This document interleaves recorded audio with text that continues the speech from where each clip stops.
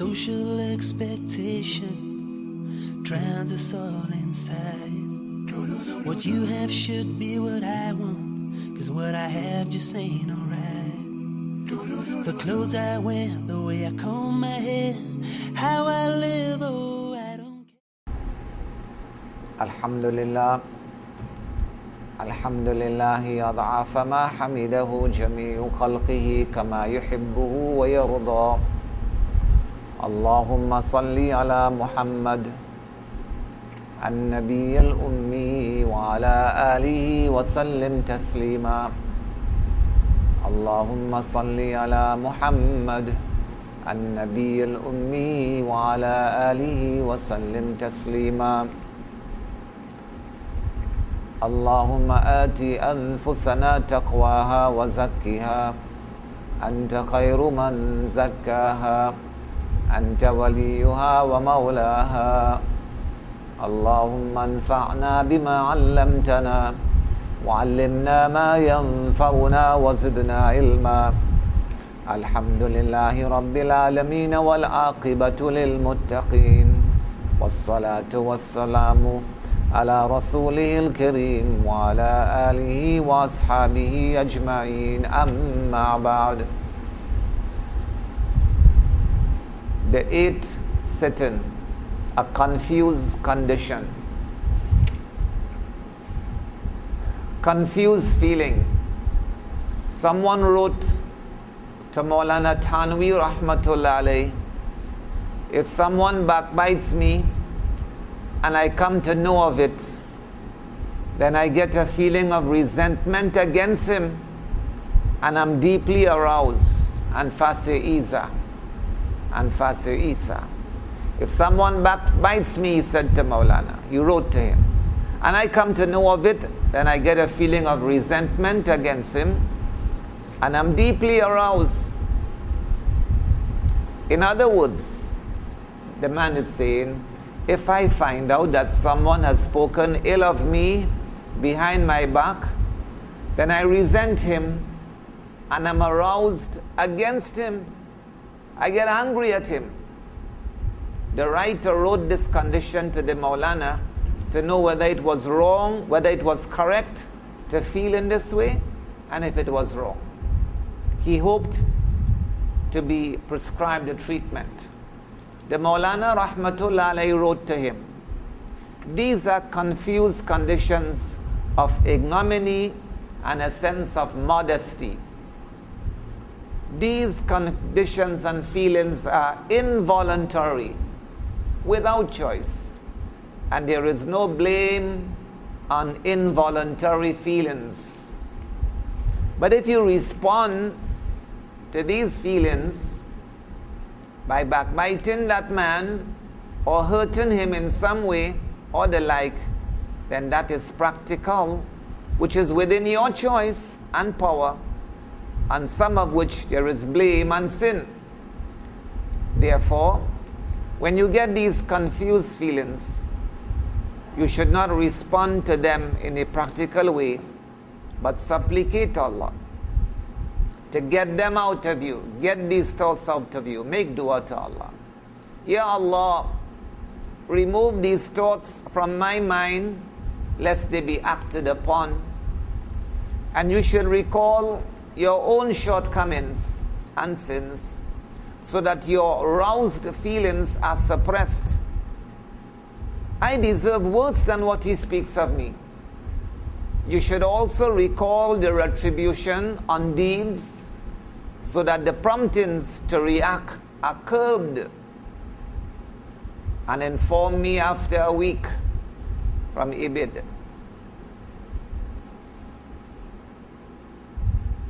Evil thoughts in mind.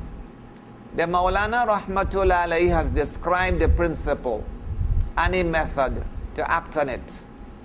In a few words, he has also described the reality of the condition.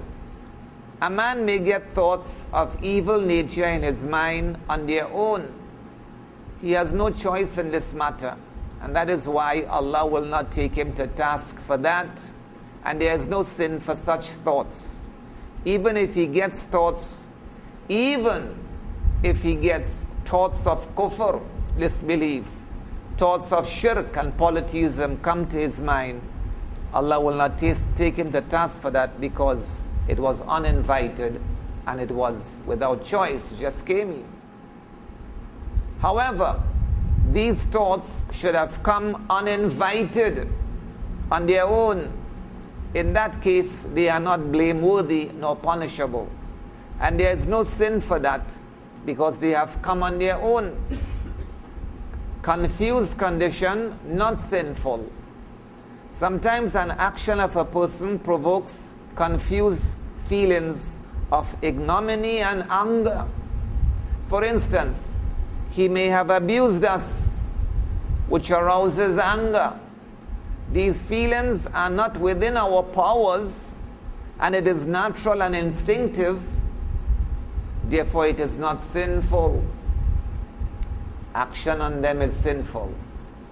There are some men of Allah, some awliyaullah, who have crushed their nafs to such an extent that they are never aroused to anger. Other people may abuse them to any extent, but their condition experiences no change whatsoever. They are excellent people who develop this nature through strenuous practice and mujahada. However, we are talking of ordinary people. When one of them is abused and provoked, he will get a repulsive feeling within himself, which itself is not sinful, neither is it punishable nor blameworthy. But if he gives vent to his feelings, he might exceed the limit. For instance, if someone tells him that he's an imbecile, and he returns, you are an imbecile, and your father an imbecile. In reacting, he exceeds the limit. The mere feelings of anger and a sense of repulsion are not answerable. And even if he had reacted in like manner, that conduct is not answerable. But while seizing revenge, he went just a step ahead and will have to account for that. So mere feelings of anger and a sense of repulsion are not answerable. And even if he had reacted in like manner, that conduct is not answerable. But while seizing revenge, he went just a step ahead and will have to account for that. Often, in demonstrating anger, man goes beyond the limit, which is very dangerous, because it is done by choice and is within the doer's powers, for which he will have to answer in the akhirat for that. In forgiveness lies security. Suppose someone punches you. Now, you can punch him back. You can punch him in retaliation. But you know what? But your punch must not be harder than his. It is very difficult to ensure that. Therefore, men of Allah do not take revenge when someone hits them, but they find relief in forgiving him, because if they happen to hit back a little harder, then they will be taken to task for the excess. The ways of the saints, of the awliya of Allah. Maulana Tanwi Rahmatullah alayhi has narrated an account in Arwahi Thalatha, 3 souls. A man asked a saint, he asked a waliullah, Maulana, these men of Allah, these awliyaullah have different ways. In fact, he used the word colors, different colors. I would like to see all of them. The wali, the saint said, brother, let it be at that, let it be at that. Why do you wish to probe into it? But that man insisted that he wished to know about it. When he insisted, the saint suggested to him that he should go to a mosque, a masjid, in a certain village where he would find 3 men of Allah engaged in worship. Go there. Go to a mosque in a certain village, he advised him, where he would find 3 men of Allah engaged in worship. Go and punch each of them from behind, and then return to tell me what happened. This man went to the masjid as directed and found 3 saints engaged in worship. He punched each of them a blow. When he came back, the saint, the wali who had sent him, asked him what had happened. And he said, indeed, I had a great experience. When I hit the first wali, the first saint, he did not even turn back, but continued with his devotional exercises. The second saint, when I punched him, turned back and gave me a punch.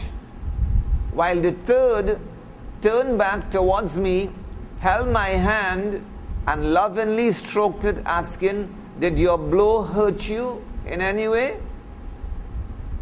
The saint, the wali, said to him, these are the colors of the saints of Allah, awliyaullah, that you had wished to see. So Maulana Taqi Usmani is explaining the actions of the 3 different colors of the saints. First one, the goal would be wrong. The first wali was occupied in dhikr and remembering Allah. If someone encroaches and gives me a blow, why should that worry me? This was his color. If I turn to see who the interrupter is and think of avenging him, then that would mean that my goal is fake, and I would have to suspend my devotional exercise. So he did not even turn back to see who had hit him. Second one, retaliation in compassion. The sheikh asked the man if the second saint had hit him back with a blow. That is, the wali asked the man if the second saint had hit him back with a blow as severe as he had struck, or severer than his. He said, he hit me with a like blow of equal severity. The sheikh said, this is the second color. Allah has allowed us to take revenge. You know, it's jais. Allah has allowed us to take revenge, so he took it. Sometimes men of Allah seize revenge, but do you know why they take revenge? They take revenge out of compassion for that person. The reason is that if a man of Allah, if a wali of Allah is hurt and he endures it patiently, then that might turn out to be hard on the wrongdoer. It might turn out to be very hard on the wrongdoer. Why? Because the Nabi sallallahu alaihi wasallam has said that Allah says, Man adali waliyan, anybody who bears enmity and hostility to a friend of mine, to a wali of mine, faqad adhantuhu bil harb, then I declare war against him. I declare war against him. So, the awliyaullah, sometimes they take revenge out of compassion for the person, because if they leave it up to Allah, it might turn out to be very bad for that person. So it's better they take their own little revenge. This is why this saint took revenge from him. The third color. The way of the third wali was, brother, I am not hurt. Even, you see, your punch, brother, I am not hurt. What I am concerned about is that the one who has boxed me may have been hurt by my body. So he began to press the hand of the man who hit him and ask him, are you hurt? Did your blow cause you pain? These are the different colors of the saints. Reverting to what I was saying, if you are angered at another person's provocation and you get a resenting feeling, then this is not sinful. But if you react and while avenging yourself exceed the limit then your conduct is punishable. This is why a suggestion is made that you should not seek revenge. This is a suggestion. You should not seek revenge, but forgive. In this way, you will get a reward, ajr, and at the same time, you will save yourself from the risk of overcrossing the limit. Ward off the confused feeling. While there is no question asked on the feelings of resentment in the heart, you must not let those feelings make a home there, even though you are not answerable. But you must not let those feelings make a home there. If they are there for a long time, they draw man towards sin at one time or the other. The same thing applies to jealousy. For instance, you find a man progressing and rising to heights and wish that you should have been in his place. His riches, his property, and his admirers should have been yours. You also get an uninvited thought that he should lose all the blessings he enjoys. This far, it is not unlawful, this far. But it could turn into sin. What happens, however, is that this thought makes a home in the heart, and ultimately, you might cause him harm in some way. You might pray to Allah against that man, asking him to take away his blessings, which is by choice, of course. Or you might do something whereby he suffers a loss. Or you might condemn him before other people who would then have a low esteem of him. Or you might do something to give peace to your heart and trouble to that man. These things, all of them are unlawful. Hence the feeling itself is not unlawful. But if the feeling stays long in the heart and makes a home in the heart, and you act according to it, then it is mamnu and forbidden. Treatment of uninvited thoughts. Even though the thoughts are uninvited, but still they need treatment. It is also necessary to treat the uninvited feelings of jealousy, resentment, or anger. If you do not treat them, then they would ruin you. But what is the treatment? First of all, you should convince yourself that it is an evil thought. An evil thought. Convince yourself. Next, you should recall your own faults and tell yourself that the other man might have mentioned one of your defects. That's just one of my defects he spoke about, while you have many, many more. First treatment is dua, supplication. At the same time, make a supplication to Allah. Ya Allah, I have this feeling. Let it not provoke me to do something unlawful which might ruin me. Ya Allah, remove this thought from my heart. Remove this thought from my heart. If you will not treat yourself in this way, those feelings might make a home in your heart and cause you to do something sinful. Try to ward off these thoughts. If you begin to develop jealousy, then take such measures that are opposite to the urge of jealousy. For instance, your heart may prompt you to defame someone, but you should oppose it with all your power and pray, Ya Allah, grant him honor. Your heart may urge you to belittle him before other people, but you should fight the urge and pray, Ya Allah, raise him in the sight of men. This will cause severe pain to your heart, but your treatment lies in that. The same treatment holds good for an unpleasant feeling about another person. Second treatment is to remember the punishment. Second treatment. Maulana Rahmatullah alayhi said in conclusion, recollect punishment and deeds. You must tell yourself, if I let the unpleasantness make me commit a sin, like backbiting him, how painful a punishment I will suffer. Why should you picture the punishment? Why? Why should you picture the punishment? Answer. You should do that to weaken the urge to react. The ideas of doing something against another should be suppressed in your heart. Report after a week.